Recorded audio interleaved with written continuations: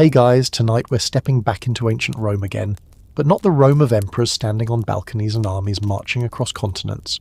Tonight we're talking about something much stranger. The tiny cracks in Roman life where ordinary people discovered extraordinary ways to outsmart an empire that believed it had thought of everything. Rome loved rules. Rome adored rules in the way some people adore pets. Rules were fed, protected, expanded, polished, and displayed proudly. The Romans believed that if enough laws existed, eventually every human problem would become manageable. Theft, write a law. Property disputes, write a law. Public behaviour, write several laws and add penalties for creativity. But the strange thing about laws is that every time one appears, somewhere out there a person quietly smiles and says, "Interesting," because every lock eventually attracts someone interested in picking it.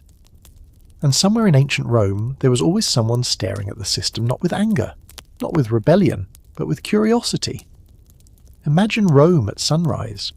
Bakers pulling bread from ovens while smoke drifts into narrow streets. Merchants opening shops. Sandals scraping stone roads. Senators moving through crowds while pretending not to notice anyone around them. Somewhere nearby, a man stands leaning against a wall looking completely harmless. That harmless appearance is important because dangerous people rarely announce themselves. Dangerous people usually look ordinary. This particular man had discovered something fascinating about Rome. The empire trusted routine more than truth. If people saw something happen often enough, eventually they stopped questioning it entirely. So every morning he walked through the same district carrying scrolls under his arm. He walked calmly. He nodded politely. He looked busy. Nobody stopped him because busy people are invisible. Rome respected purpose. A man carrying documents looked important even if nobody knew what those documents actually contained. Day after day he repeated this performance. Same route, same expression, same confident pace. Shopkeepers noticed him. Guards recognized him. Citizens saw him passing and unconsciously filed him into the category of person who belongs here. This is one of humanity's oldest weaknesses. Familiarity feels like truth. After weeks passed, he changed one tiny detail. Instead of simply walking through buildings, he began entering them. Small places first, storehouses, offices, administrative rooms. Nobody questioned him. Guards had seen him for weeks. Clerks assumed somebody else had approved him. People glanced up and then looked away. He had become part of the scenery. The truly strange thing wasn't that he entered these places. It was that he kept leaving with things. A scroll here, a document there, small objects disappearing slowly enough that nobody noticed patterns immediately. Missing records became blamed on carelessness. Lost items became blamed on assistance. People apologized to each other for mistakes nobody had made. Meanwhile, the man continued walking calmly through Rome, carrying slightly heavier bundles beneath his arm. Eventually complaints began appearing. Records missing from one office, financial lists gone from another, property documents disappearing entirely. Officials grew irritated because Rome loved records almost as much as it loved laws. Missing paperwork created panic. Suddenly tax records failed to match land ownership. Citizens arrived insisting they had proof of rights nobody could locate anymore. Arguments multiplied, confusion spread, and somewhere in the middle of all of it, our harmless man kept walking peacefully through the streets every morning exactly as always. Investigators searched for thieves, spies, political enemies. They searched for dramatic explanations because humans always prefer dramatic explanations. Nobody searched for routine itself. Nobody suspected the man everyone had already stopped seeing. Until one morning a young guard recently assigned to the district noticed something strange. He realized he saw the man every day, and yet had absolutely no idea who he was. That uncomfortable realization settled into his mind like a stone. The guard watched him quietly for several days. Same pace, same expression, same confidence. Finally he stopped him politely and asked a simple question. "Who are you?" The question itself created a pause, a very small pause. But sometimes tiny pauses reveal enormous things, because for the first time in weeks, maybe months, the man smiled uncertainly. Then he gave a name. Unfortunately, the name belonged to someone already dead. Rome had spent all this time hunting thieves while a stranger had simply walked through the front door repeatedly and borrowed authority itself. He had discovered something terrifyingly simple. People don't always trust proof. They trust patterns, and once you become part of someone's Routine, you can disappear in plain sight while standing directly in front of them. The strange thing about Rome is that once somebody discovered a weakness, the weakness never stayed private for very long. Information travelled through the empire the way smoke moves through open windows, quietly, gradually, and then suddenly everywhere at once. After officials uncovered the man who had hidden himself inside Routine, Rome congratulated itself. Speeches were made. People nodded seriously.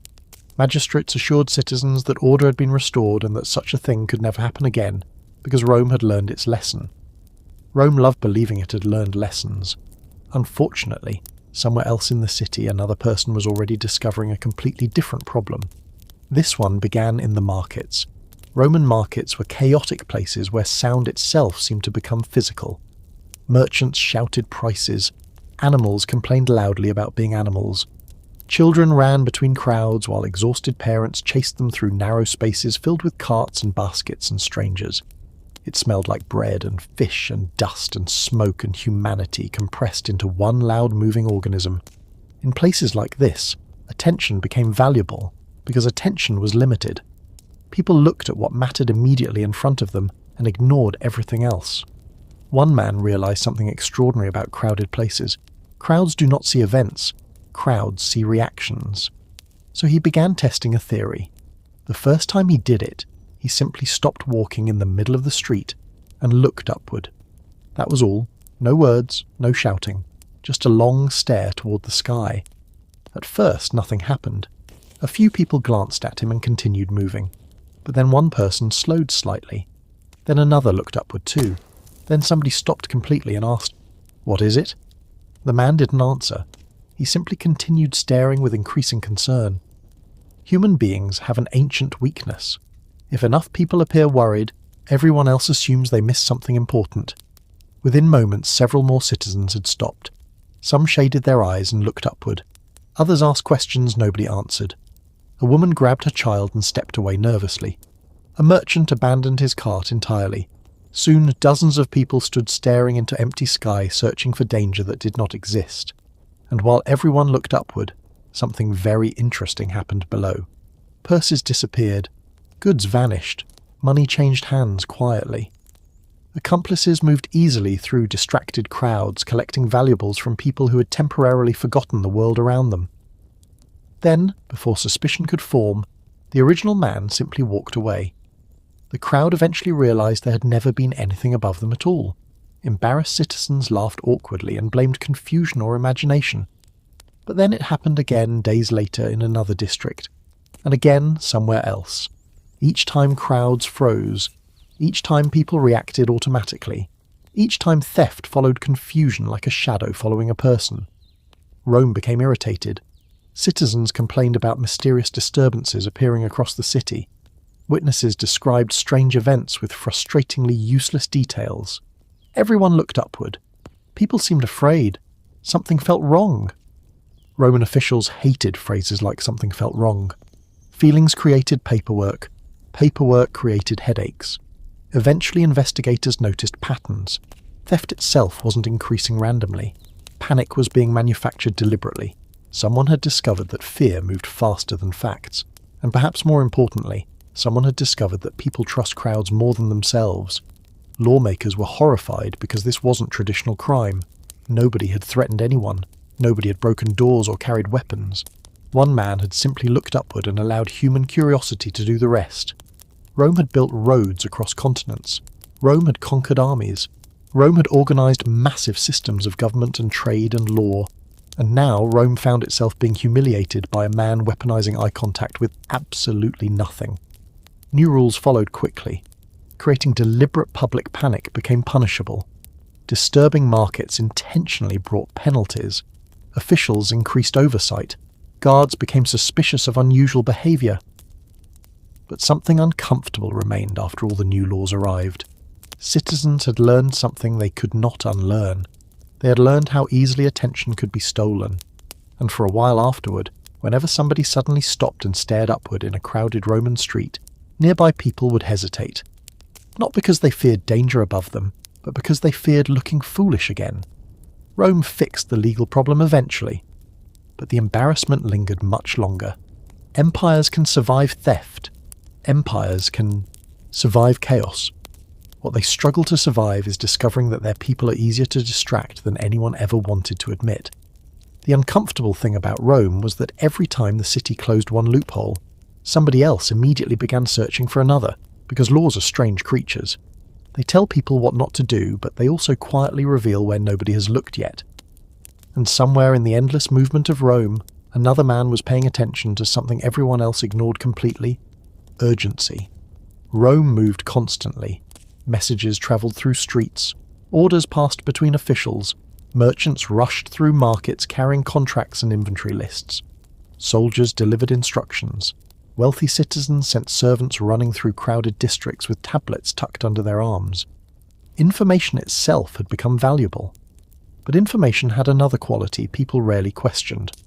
People instinctively trusted anyone who appeared to be in a hurry. Think about it. A calm man invites questions. A rushed man creates pressure. Pressure changes people. Pressure makes them move aside. Pressure makes them obey before thinking. And one man understood this with disturbing clarity. He dressed plainly, nothing memorable, nothing impressive. Then he started running. Not wildly, not suspiciously, purposefully, focused expression, urgent breathing, a small stack of wax tablets in his hands. Sometimes he carried scrolls, sometimes sealed documents, sometimes absolutely nothing at all. But he always looked like somebody important needed something immediately. Citizens stepped aside automatically. Guards moved out of his way. Servants apologized for slowing him down. Doors opened because nobody wanted to become the person responsible for delaying important business. The first few times he simply tested reactions. He moved through restricted areas. Nobody stopped him. He entered storage facilities. Nobody questioned him. He crossed spaces reserved for officials. People assumed somebody else had already checked him.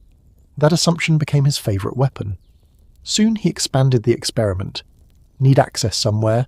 Run toward it carrying papers. Need to enter private buildings. Act frustrated and impatient. Need information?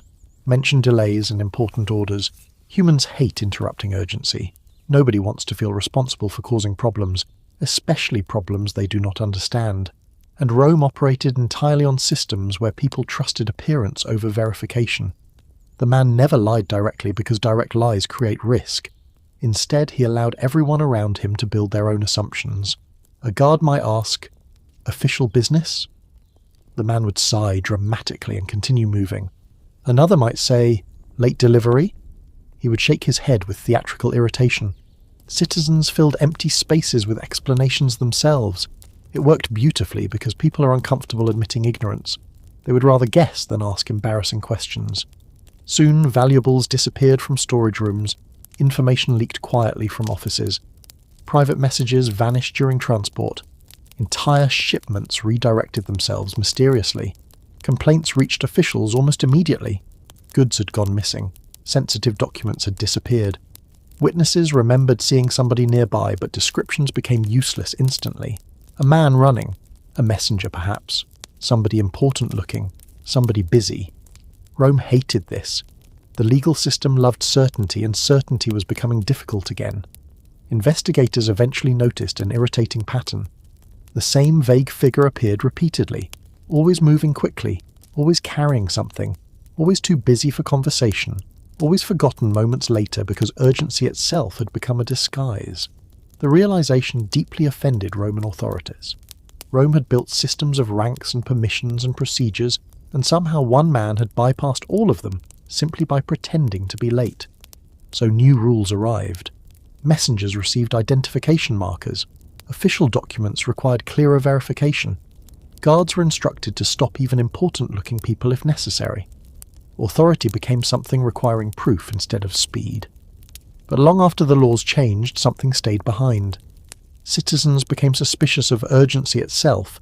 People who looked rushed attracted attention. Guards interrupted messengers more often. Officials demanded confirmation repeatedly. And somewhere beneath all the paperwork and frustration sat an uncomfortable truth Rome did not enjoy admitting. For years, an entire city had been manipulated not through fear, violence, or force, but through one deeply human weakness. People assumed that if somebody was moving fast enough, they probably knew where they were going, and Rome, despite everything it had learned, still had one weakness left, a weakness so ordinary, so painfully human, that nobody noticed it until it had already wrapped itself around the city. Because Rome trusted systems, trusted ranks, trusted rules, trusted routines. But routines create comfort, and comfort creates blindness. Somewhere among Rome's endless noise, among merchants shouting prices, magistrates announcing rulings, carts grinding over stone roads, and citizens moving like rivers through narrow streets, another man was watching something far quieter. He noticed habits, tiny habits, the sort of habits nobody thinks about because they happen automatically. One official always entered the forum from the eastern street shortly after sunrise.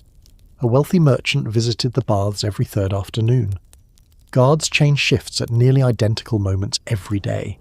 Servants delivered food at predictable times. Priests followed familiar paths. Rome loved order, and order unfortunately repeated itself. The criminal understood something unsettling. You do not need to overpower a system if you can simply stand where the system is about to arrive. So he waited.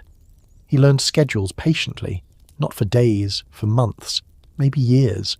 He learned the rhythm of the city itself until Rome began feeling less like a place and more like a giant machine endlessly repeating movements. And once he understood the machine, he stepped between its gears. He did not steal violently. Violence creates witnesses. He merely appeared exactly where people expected somebody to appear. A merchant receives a routine delivery. A servant receives a routine instruction. A guard hears a routine request. Nothing felt unusual because routine itself creates trust. And slowly, valuables changed direction. Information changed hands. Deliveries vanished. Orders arrived altered. Money moved where it shouldn't. Entire misunderstandings appeared out of nowhere and spread quietly across the city. At first, nobody saw the pattern because there barely was one. The victims looked unrelated. Different districts, different people, different circumstances. But slowly Rome started noticing a strange truth. Nobody remembered the criminal, not because he hid himself, but because he looked exactly like whatever people expected at that moment. Sometimes he looked like a servant, sometimes a messenger, sometimes a clerk, sometimes simply another citizen walking with purpose. Witnesses described ordinary things because ordinary things disappear inside memory. Investigators became frustrated. They questioned dozens of people. Nobody could identify him, not because nobody saw him, because everybody saw him. That was the problem. He blended into expectation itself.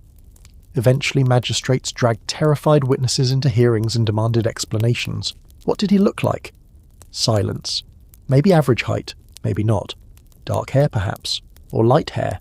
A plain face. Common clothing. Ordinary voice. The answers became almost insulting. Rome had spent years building laws against criminals who stood out. Criminals who carried weapons. Criminals who broke doors.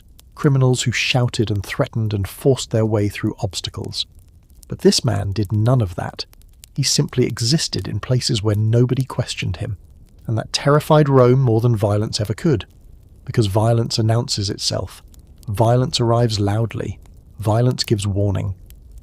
But familiarity walks beside you quietly for years. Rome eventually responded the only way Rome knew how. More rules, more documentation, more verification, more records, more questions. Officials became stricter. Guards became suspicious. Procedures multiplied until ordinary citizens sometimes struggled to navigate the very systems designed to protect them. And eventually the criminal disappeared. Maybe he died. Maybe he left Rome. Maybe he simply changed cities and started again somewhere else. Nobody knows. History rarely records men like that because history prefers dramatic people. Conquerors, emperors, generals, men standing on hills pointing toward destiny. But occasionally history changes because of someone much smaller. Someone standing quietly in a crowd realizing that everyone around him is looking somewhere else. And that might be the strangest thing about ancient Rome. People imagine giant battles, political conspiracies, emperors rising and falling beneath marble statues and burning skies. But sometimes Rome changed because one irritatingly clever person kept forcing lawmakers to sit down and say, "Wait, someone actually did that. Rome conquered kingdoms. Rome built roads across continents. Rome commanded armies powerful enough to shake the world.